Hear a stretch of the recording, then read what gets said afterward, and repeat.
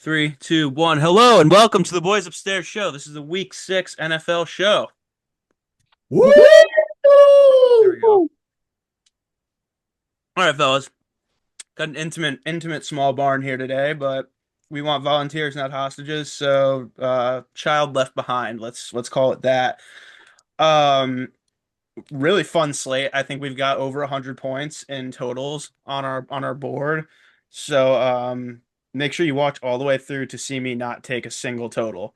And I'm going to be talking Bears. So it's good that we have like a smaller amount of people here because I will probably take a while with that, but I don't know. We'll see.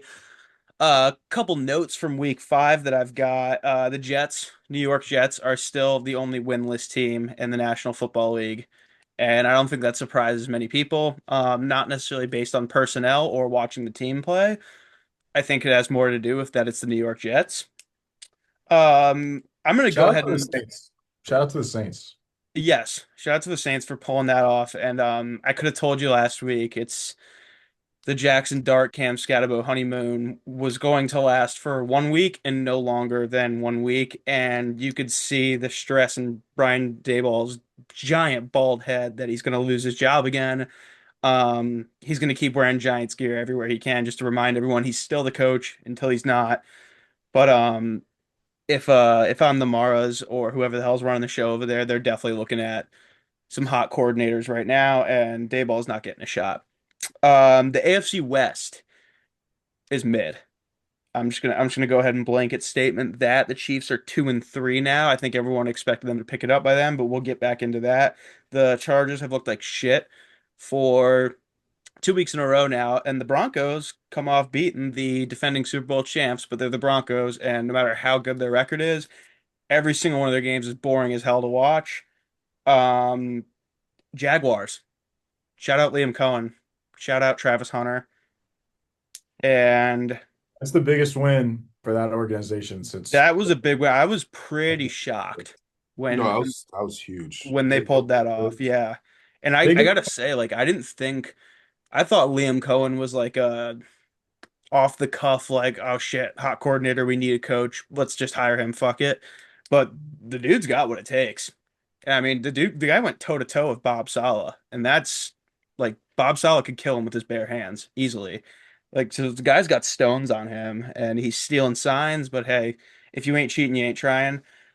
And shout out to my guy Travis Hunter again. Just wanted to say that. And then I have one last note about the Dallas Cowboys. Shout out Scott. Brian Schottenheimer is going to win Coach of the Year just due to Jerry Jones propaganda, and I'm kind of here for it. I've never seen an owner go in front of the media and then be like, "Yeah, that was a coaching win. Our players were all right, but like that's a coaching win. The play calls were awesome." Like I've never seen an executive or an owner do that, but I guess Jerry's got a little hard on for Shoddy, and he's proven himself. And well, you got to take into account that when he made that hire, everybody was like, he's dumb for making this hire. Why would he hire him? So if he does well, that makes Jerry look good. So like he's basically patting himself on the back through Shotty with that. I mean, patting yourself on the back through Shoddy after beating the Jets is is certainly a choice, especially with the start they had and having a 40-40 tie. But it's a funny season. The Cowboys are a funny team to follow right now. For Jerry, for Shoddy, because he looks lost sometimes, and then for my guy Flus over there, who looked like he was on lockdown mode. And then once the game got out of hand, my guy Justin went and took over a little bit, showed him who's boss. But I'm here for everyone scoring 50 on the Cowboys. They're fun games to watch right now because everyone's scoring. But um, let's dive into it. Game one, this is probably one of the most exciting ones we've picked so far, or going to pick. The Lions at the Chiefs. The Chiefs are shockingly -2.5, and I think I know why. Total is 51.5. I'll give it to Tommy.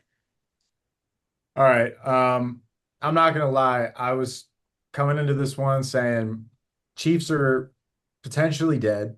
I don't think they're dead, but they're definitely down. And the Lions on the other side are up. So it naturally is like Lions +2.5 seems like the play. But upon further research, 90% of the money is on the Lions. Public is usually wrong when it's that big of a disparity. And then if you also, analyze it a little bit. Chiefs haven't been playing up to standard. They just lost to the Jags. Are they gonna fall to what is it?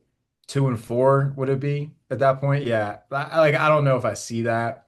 Um, they've still got the coach, they've still got the quarterback, and defense is solid. They've got Spags over there as well. So I don't know. This one is going to be entertaining. I'm excited to watch it. I'm not feeling strong conviction either way because of the fact that I don't think the Chiefs are going to fall to 2-4, but I also just think that the Lions are the better football team. But like every given Sunday, a bad football team beats a good football team. So it could happen. That being said, I'm going to take the Chiefs. I'm going to go Chiefs plus 2.5 or minus 2.5, which I don't love the number. I wish That's that they that's were. a pick change. That is a pick change. I'm changing my pick. I 2 weeks am. in a row. That's a pick change for Tommy. It worked last week. I actually had my best week yet last week. So maybe that's the key. But yeah, I'm going Chiefs. I don't like the number either. 50 and a half is a lot of points. It could be like a classic Jared Goff versus Patrick Mahomes 48 to 44 point game, but it also could be like 20 to 13. So just the Chiefs. Yeah, now that you said that, I'll go after you because I forgot that this is Goff versus Mahomes, who delivered probably one of the best regular season football games I've ever seen in my lifetime, and one of the best primetime games besides that Week 1 Ravens Bills. But I said I know why the Chiefs are 2.5 point favorites, and I kind of lied because I really don't. But it's the Chiefs, so that's like my real explanation is they're the Chiefs, and it's like you can't make them dogs. You just can't really. They always find a way to overcome that, and always feels like an advantage for bettors whenever they are dogs.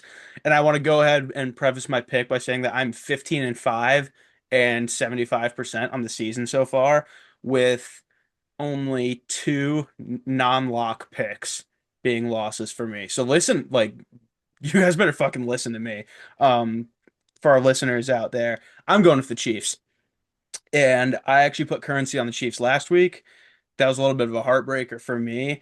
And it just made me want to go even harder this week. And I mean, they looked all right. They made a few silly mistakes on Monday night, but I think that'll get cleaned up a little bit. Their offense is starting to look like it's a little more in rhythm. Defense, I'm not really sure what's going on with them. They had a couple turnovers, but when it mattered, they kind of just faltered. And I saw a credit Dan Orlovsky saying when it was some stat about their record, but they are a dominant team when they are not giving up third downs. And when they do give up third downs at like a 50% rate or whatever, they're a shitty team. And that goes for a lot of teams, but it was pretty evident for the Chiefs. They played good early down defense. They got turnovers early, but once it got to those important moments, they couldn't capitalize. And you go, oh Sam, well, it's the Lions and they're the best team in football right now, which is true. But since 3:48 p.m. on Sunday, September 7th, nothing has gone wrong for the Lions. Not a single thing has gone wrong for them. They have been clicking on all cylinders, offense, defense, special teams. There's no bad plays. It's like even last year was like, oop, they get a little scare here and there, but they come through because they're that powerful. No, they're just mowing through everyone left and right here. I think no matter how good of a football team you are, unless you're the 85 Bears, you have to have a little slip up. And I think the Chiefs are the perfect team to give that slip up. It's an Arrowhead that is hostile territory. They are not going to be kind to Jared Goff. And Jared Goff in weather like that, and it's only October, it'll probably be a nice night, but like when you see that grass get like a little less green and it doesn't look like super thin, you get that bushy look, and he's wearing his long sleeves with his turtleneck. That's when Jared Goff gets into danger territory. So those are the saber metrics from me there. I think touchdowns are going to be scored, but 51.5 is a lot of points. And with games like these, you never really know what direction it could go. So I'm just going to stick with Chiefs. All right. Well, I liked everything that you guys had to say. Even though I will still stick with my pick in the Lions, this game is a little bit of a like they've been playing so well. The Chiefs haven't been playing so well. The public has 90% money on the Lions. So the reason why I feel still convicted to to pick the Lions here is honestly because their offense has so many weapons and so many different options that I think even a Spag led team defensively will struggle because Spags is so good at disguising coverages, disguising and you know bringing guys from play. All that stuff doesn't matter against the Lions because they could just hand it off to Montgomery. They could just hand it off to Gibbs. Here, let's throw a screen to Amon-Ra. Oh, you're gonna suck your safeties up. Boom! Here comes Jamison Williams 50 yards down the field.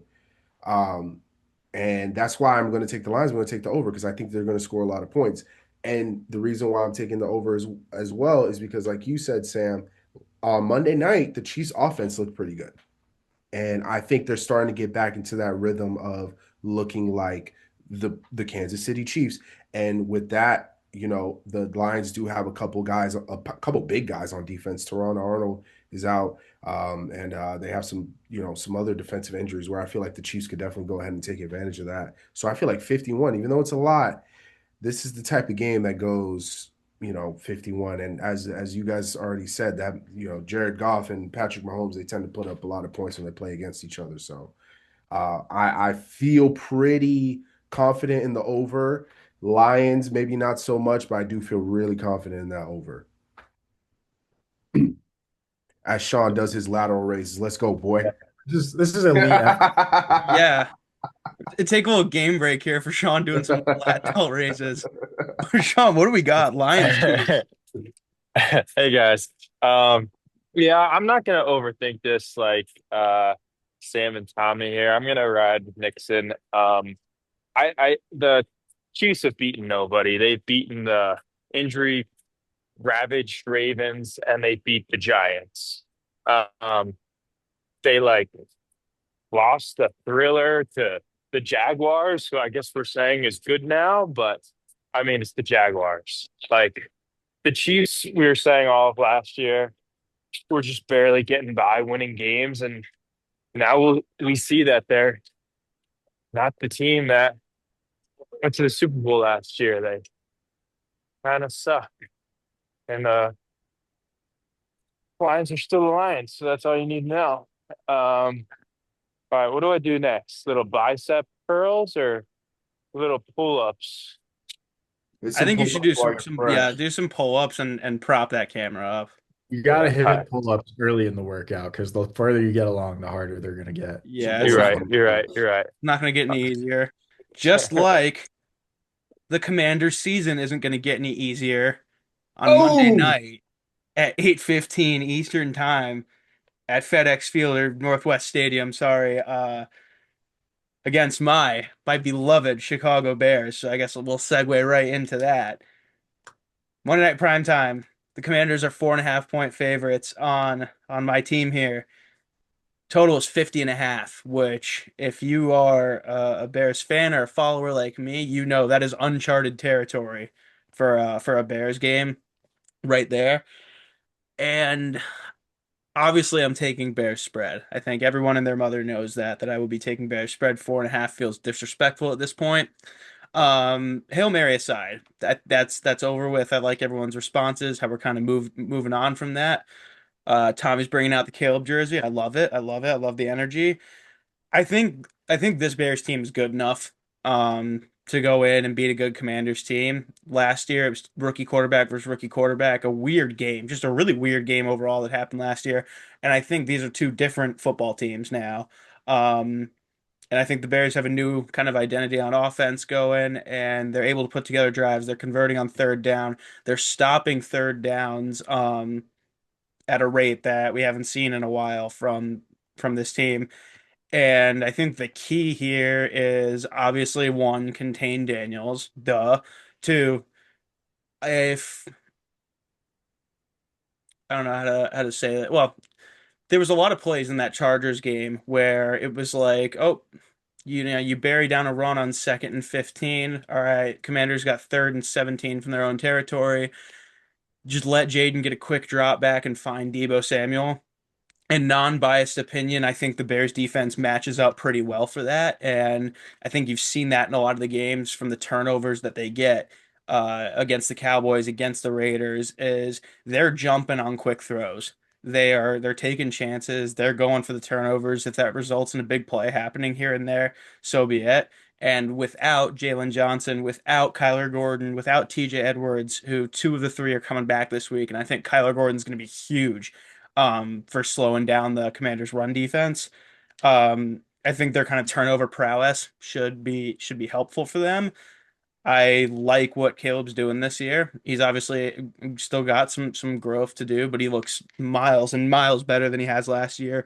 The weapons are really starting to come out. Rome Odunze is emerging as a star receiver in this football league.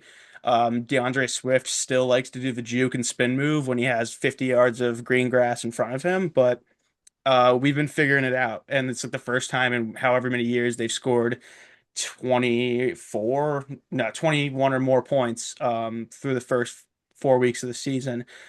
So I'm not excited. I'm not excited, but I'm hopeful. I'm confident that we can put that shit behind us from last year. And it would make my night to see my guy 2-9 Tyreek Stevenson come up and make a huge play. And I might put some money on that on my own, but I'm not going to sacrifice my good record for Tyreek getting a pick, which is probably like plus 800 odds or something. Should be lower. I don't know, guys. I'm nervous. I'm anxious. I'm excited. Well, not really excited, but go Bears. Bear down. Yeah, I'll go. Yeah, very well said, Sam. I'm going to take the Bears here too. I'm confident actually that the Bears are going to go in and actually win this game outright. Um, like Sam said, I like the defense is what's really selling me right now. The turnovers, the big plays. I know we saw the Commanders last week look really good against a good defense in the Chargers.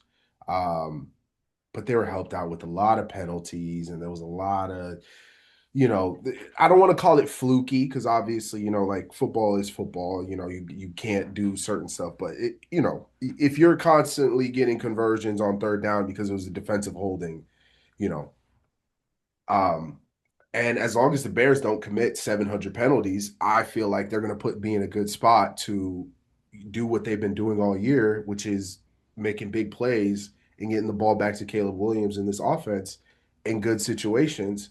And like you said, Sam, I feel like Caleb has really improved on understanding that he has playmakers on the outside and not always needing to just hold the ball and be the ultimate playmaker. Kind of just be a distributor. Get the ball, hit the first read. Get the ball. Okay, first read's not there. Second read, get the ball out of his hands.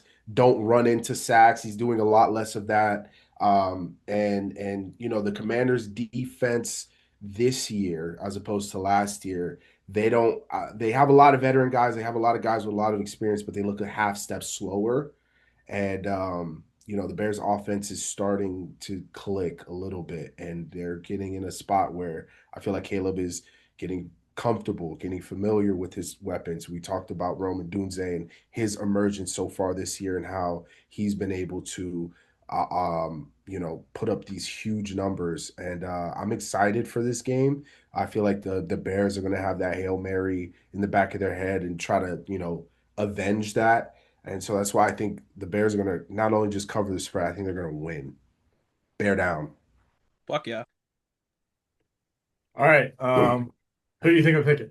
We got a So wardrobe change too. Pick change yeah. and wardrobe change.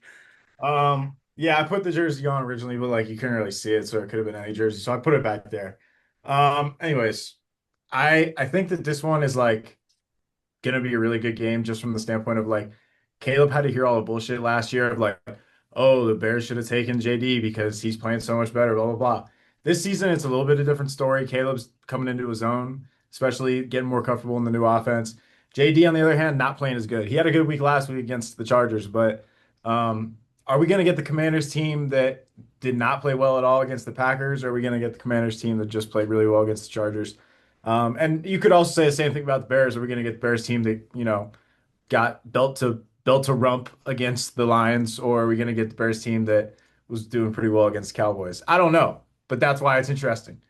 I'm going to take the Bears because I want Caleb to do well. I'm a Caleb guy, and it's also a homecoming for Caleb, so I want him to do well playing in his hometown. That'd be cool.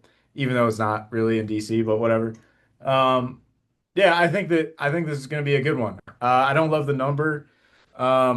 I think that this is a little bit of a disrespectful spread as well. 4.5. I think it's moved, or maybe it's not. Maybe it's still 4.5. Is it still 4.5, Sam? Yeah, I was at 4.5 last time I checked. All right, yeah. So like for reference, the Bills are -4.5 against the Atlanta Falcons. So I don't think anybody in the world thinks the Atlanta Falcons are a good team. So Vegas is pretty much saying that the Bears versus the Commanders is the same level of like good team versus bad team as the Bills and the Falcons, which I think is pretty disrespectful to Chicago Bears. So I'm taking the Bears +4.5. I like that. I think like last year, despite the Hail Mary, I think it was a 3-point game still. Yeah, Final it score. ended as a 3-point game. Yeah. So that they cover that. And I think this Bears team is a lot better. And I think the Commanders might be a little worse. So all signs point to Bears +4.5. So give me that. We are at Sean's like assisted pull up phase. Sean's like hype up music that he's listening to. His gym playlist is just us talking. Yup. Um, all right, Bears Commanders. Yeah, this is gonna be a good one. I might hypothesize game of the year. Just Ooh. Mm. just a little, second year guys going back and forth. Maybe they don't like each other. Who knows?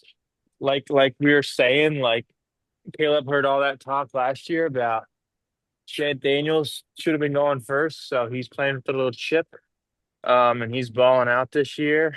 I'd like if they got DJ Moore a little bit more involved, but that's another story. DJ I'm Moore, gonna DJ Moore might be a Pittsburgh Steeler next week. No, God that no. that'd be He pretty owns nice. Washington. Remember that. I'm a little worried that Scary Terry is back, even though he wasn't doing much at the beginning of the year. Him and Debo and Bill turning up now, apparently, that might be a little scary. But regardless, I'm going to stick with the Bears. They're cruising, high-powered offense. Yeah. Well, all right, we got a unanimous Bears board, and I gotta say I'm loving it, but it kind of scares me a little bit.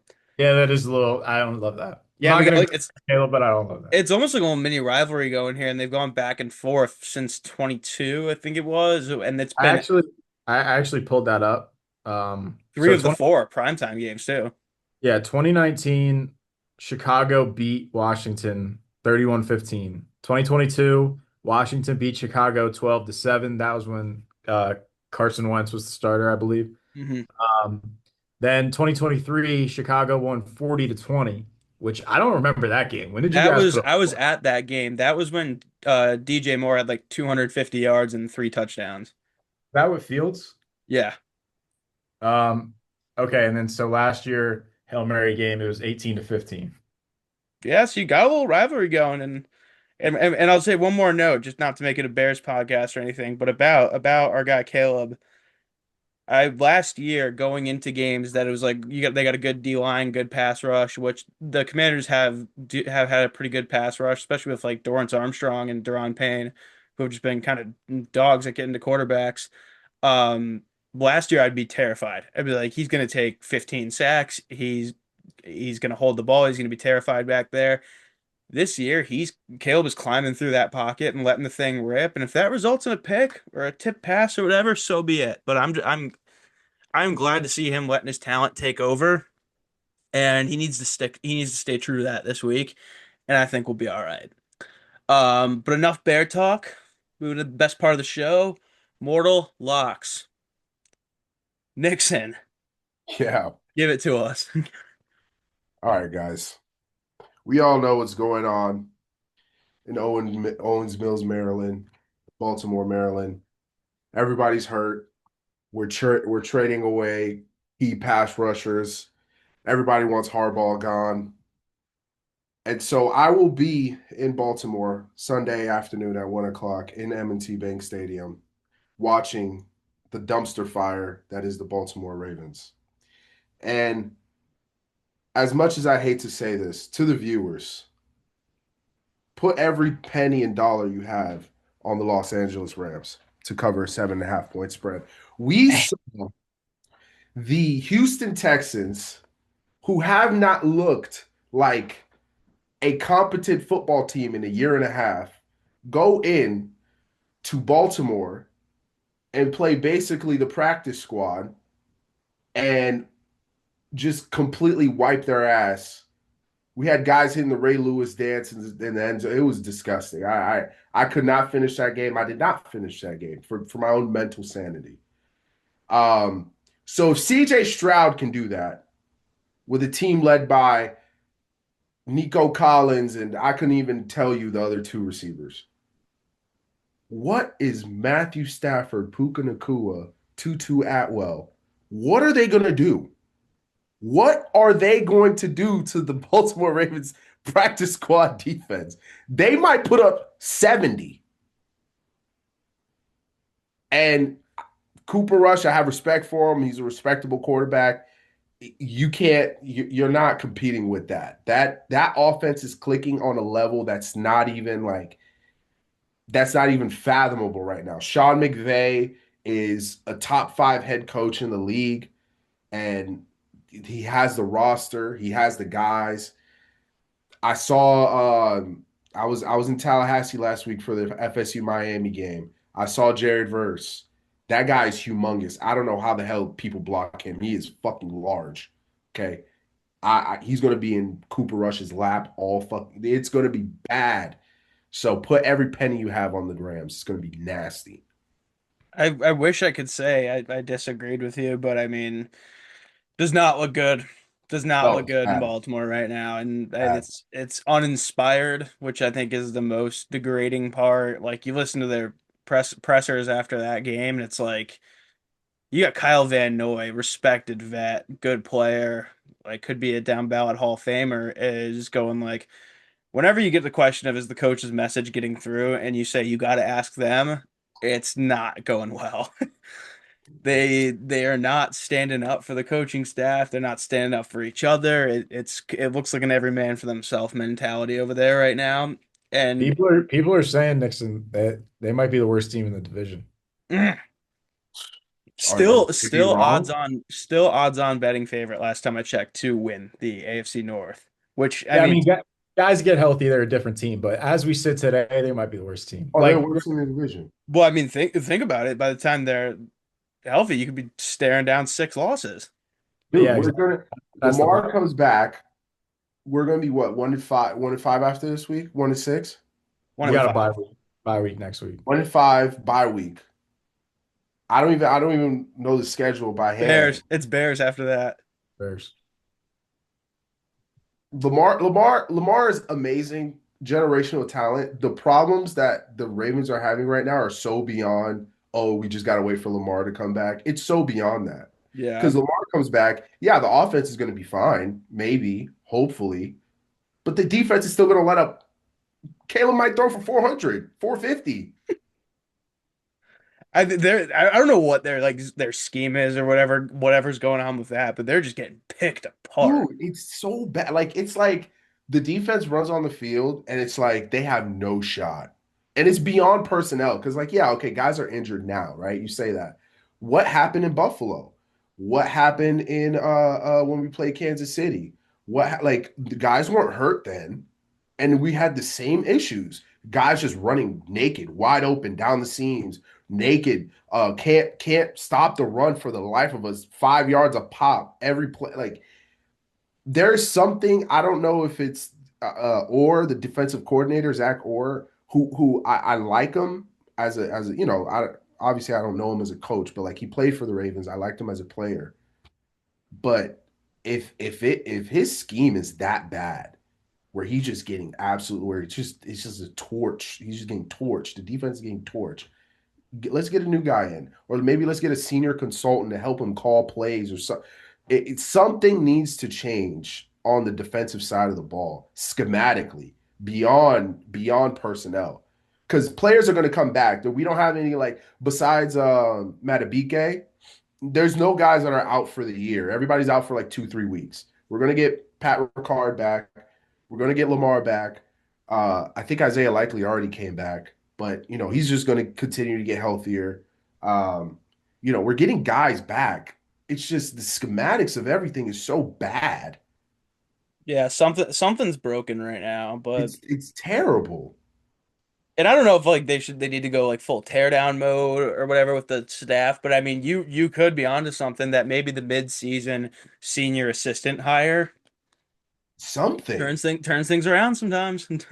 It's something needs like somebody needs help. And I know obviously Hardball isn't like going to get fired in the middle of the year. They're going to let him play the year out, right? If we finish the year, God forbid, like six and whatever, he's out the door. He's gone. That's I don't think they're gonna fire Harbaugh, bro. Like no. even if you guys like actually have a horrible season, which I don't think you will. Like I still think it's gonna turn around at some point. That's just like my like core feeling, like my gut feeling, but they're not gonna fire Harbaugh, If bro. they finish 5-12, You can just blame it on injuries. Like you guys are consistently like a top two team in the conference. Yeah, Like I I mean don't you call it a lost season, but then you go into camp next year and it's like, what are we? yeah, if you're bad again next year, then yeah. But like Yeah, not off a bad year. I guess. I don't know. I don't know. I feel like You were calling for Harbaugh's job last year too, and then you guys were in the AFC Championship. So no, that's it's true. And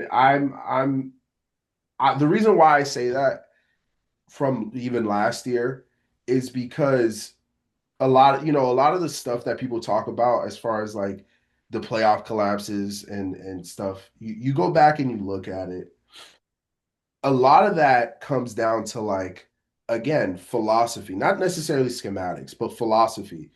That AFC championship game, we were the number one rushing team in the NFL by a wide margin. Nobody was even close. We ran the ball 6 times.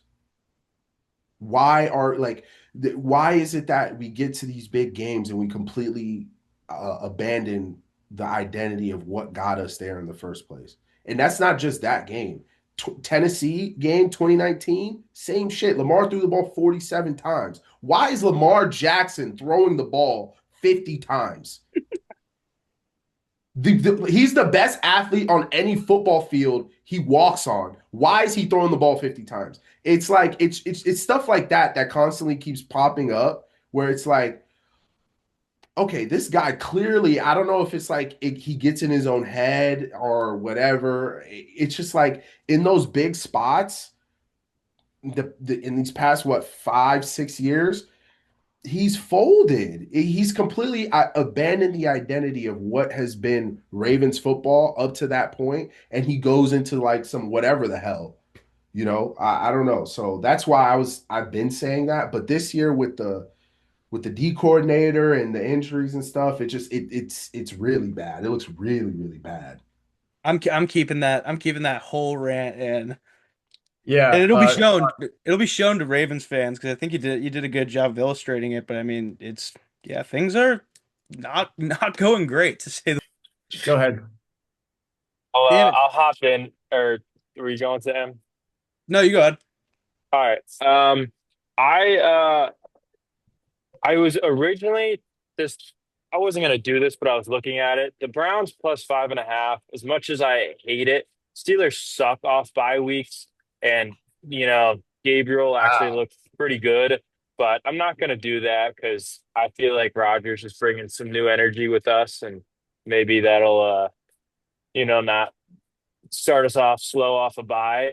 Instead, I'm gonna be taking the other AFC North team, the Bengals plus 15 against the Packers. One I think I saw it was at 16 and a half, Sean, if you want that 16. number. All right, I'll take that. Plus 16 and a half.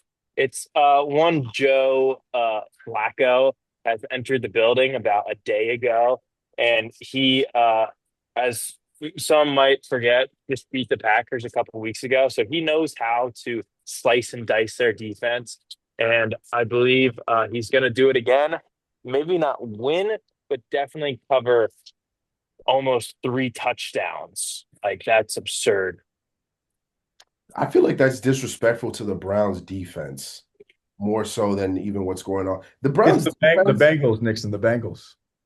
Oh, it's the Bengals. Oh shoot. I keep forgetting he's on the Yeah, Bengals. Bengals defense is butt cheeks, but They're like trash. Sean Never mind. said, Joe Flacco found a way a couple weeks ago, so it's possible.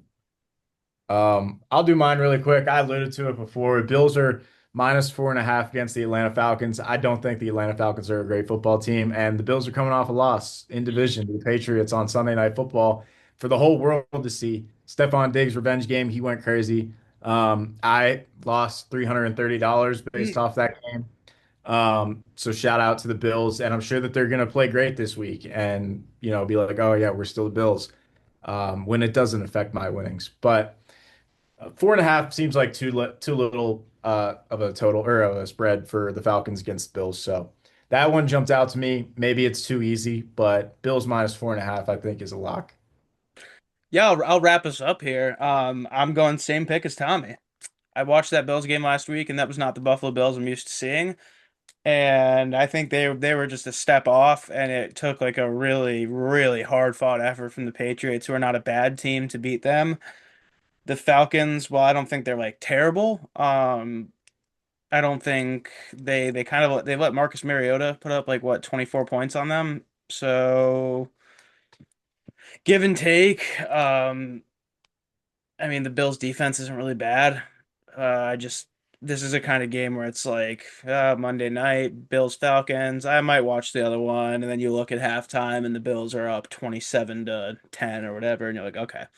But yeah, just I looked at that line right away and I was like, it's gotta be Bills.